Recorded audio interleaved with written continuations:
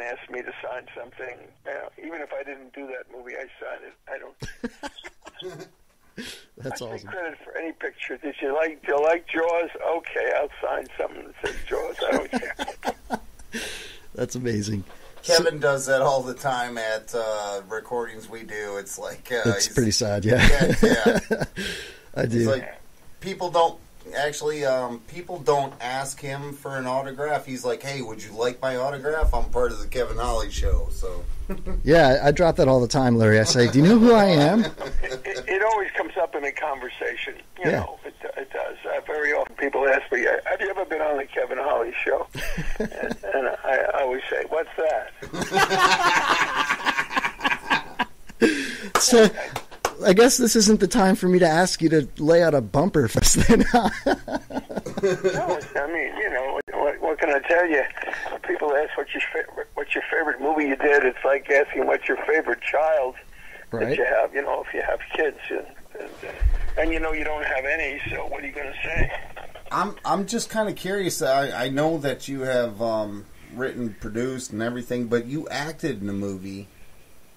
And I believe it was with Dan Aykroyd, Pride of Spies.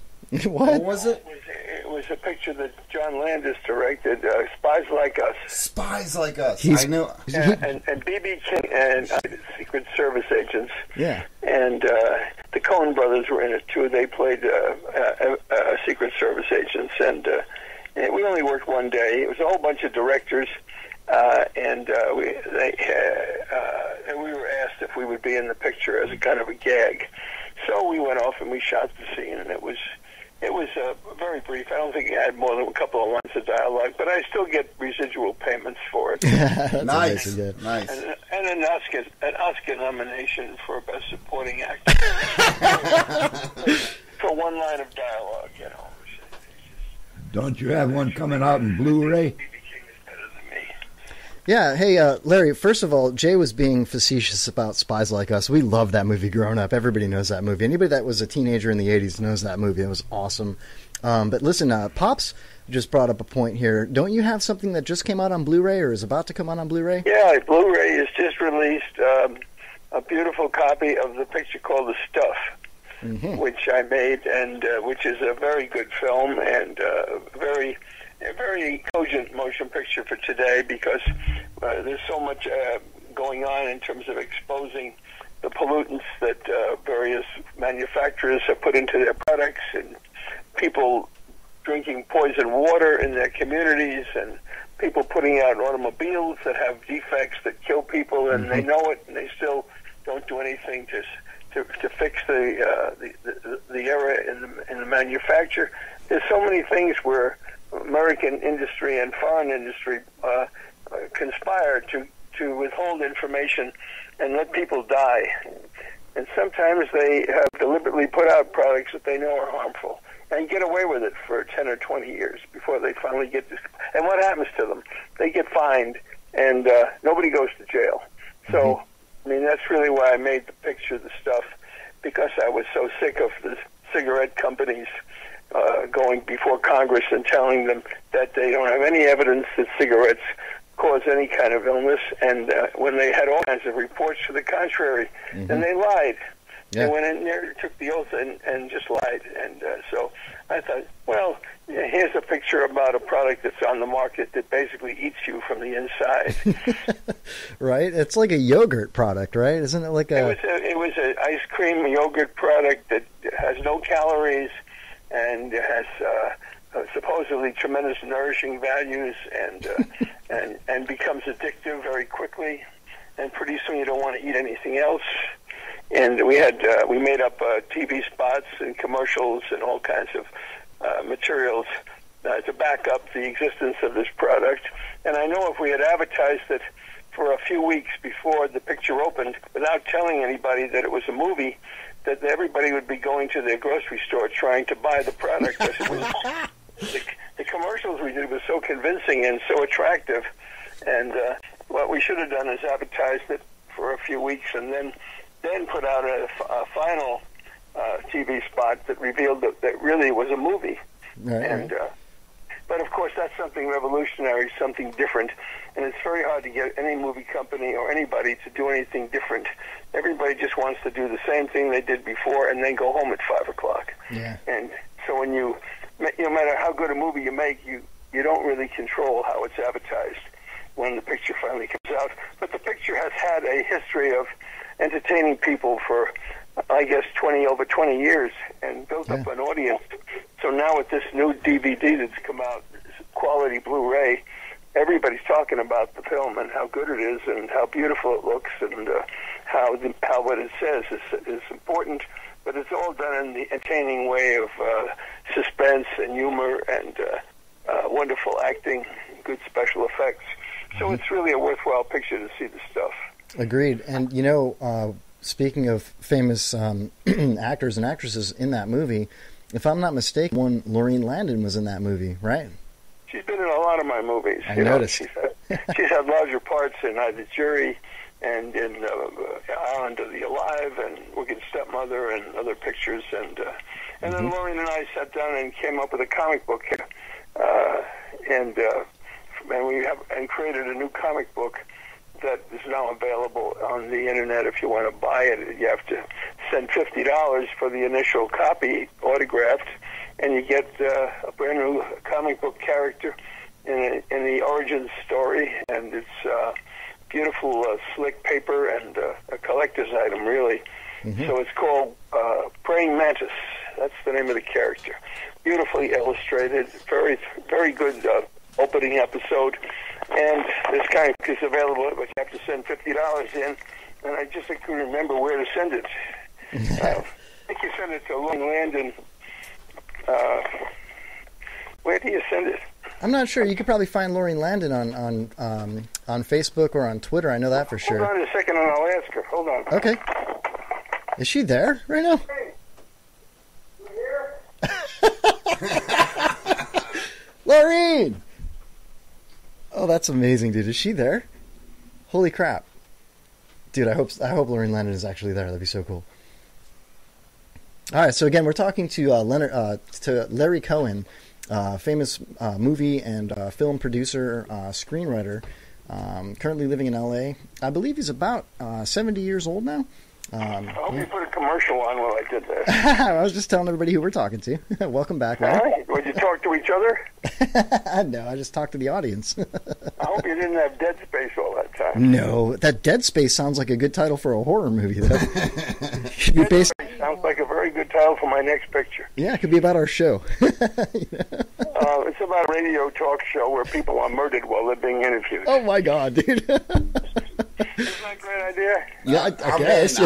I'm in, sure. Why not? The show host is starting to think maybe something's the matter with him because all his interviewees are getting murdered while they're on the air. Dude, please don't get murdered while you're on the air with us.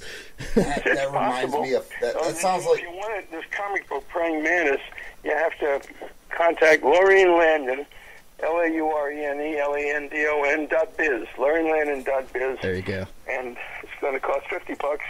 And we include postage in that, and we send it to you. So we're gonna have to get a copy of that. I think it'll be a collector's item. I know when I go to these autograph shows, we've been selling these stuff cups, which were the original cups from the movie The Stuff, in which the deadly device was supposedly distributed. It looks like a beautiful cup that you might see on the shelf in a grocery store or a supermarket, and these cups, we sell these at these autograph shows also for $50. So, I mean, and people buy them. They line up around the block to buy these damn things. I'm lucky I ended up with a few thousand of these cups when the picture was over, and I didn't throw them away. Nice. I stored them away, figuring maybe someday people would go crazy over this movie. You know, it's amazing that you say that because you've had so much success with so many different films that I couldn't even begin to list them all right now on the show. Oh, go ahead. Oh, man. I'll take it. I forgot. I'll take a shot at it. Do you want to go back to 1966 with the Blue Light TV series? Oh, well, I'm glad somebody remembers that one. Or branded TV. My pops is 82 years old. He's taught me everything I know. He's older than you, so I'm just gonna say we'll go down the list. It's a live shootout. No, I was in New York last week, just a couple of days ago, and I turned on the TV, and I got a station called Heroes and Icons. It's a channel that comes out of New Jersey. And lo and behold, what was on? But Branded was on. No way. I couldn't believe it. That was my show, Branded, after all these years playing on television. And I didn't even know about it till I stumbled upon it in the morning. They were playing, you know, things like Wagon Train and, you know, all the old Western shows. And right in the middle of it all, there was Branded. So That's I got great. a big kick out of seeing it was out there entertaining people after all these years. And, of course, all the episodes of Branded are available from shoutfactory.com. And they're just putting out a series that I wrote for called The Defenders, which was on CBS way back. It was on for 5 years. Choice of and Evils? won the Emmy Award every year, and it was the first big show I ever wrote for. And they're putting out all the episodes, 5 years worth of episodes. And in those days, we used to make 36 episodes a year. Today, they're making 10 episodes of shows and 16 episodes of shows. In those days, we made 36 one-hour shows every year, and the hour shows were actually about 54 minutes long, and it was 6 minutes of commercials. Today, the shows, our shows, are about 44 minutes long, and 16 minutes of commercials.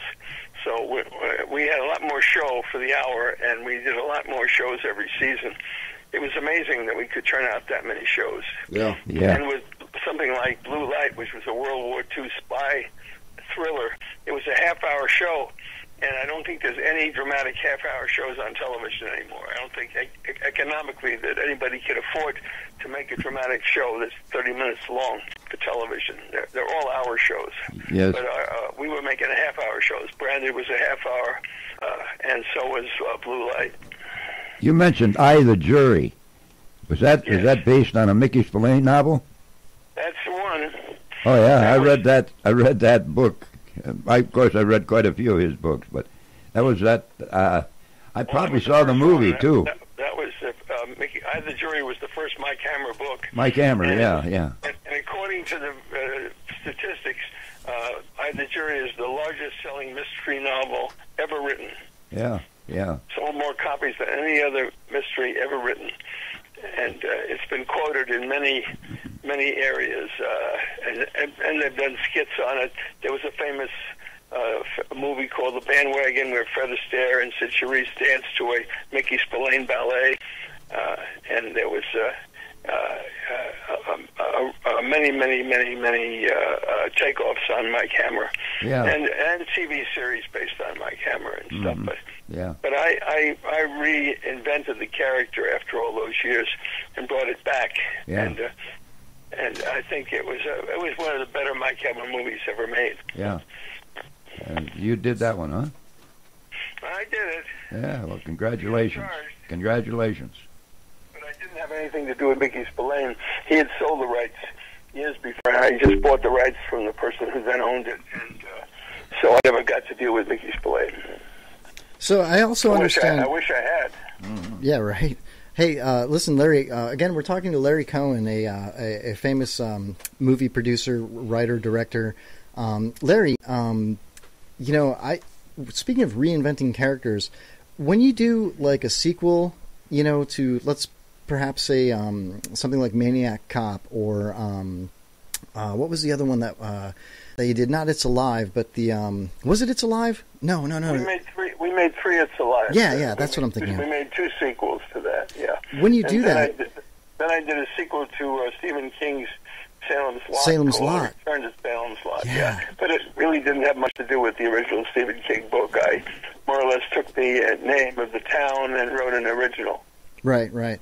That's where I was going with that question. Is, you know, when you reinvent a character, do you do the same thing when you're writing a sequel? Do you have to reinvent characters, or do you just kind of roll with it? Well, no, I wouldn't do it if I couldn't reinvent it, because I don't want to just retrace somebody else's steps. Exactly. I don't want to do a rehash of what somebody else has already done. I want to be creative and be able to be free to invent and do whatever I want with the characters. So with the Jury, I had free reign to do whatever I wanted with the character, and my comment was nothing like anybody else's. Sure. Let me ask you another question, if you don't mind. now that I do mind, but what can I do about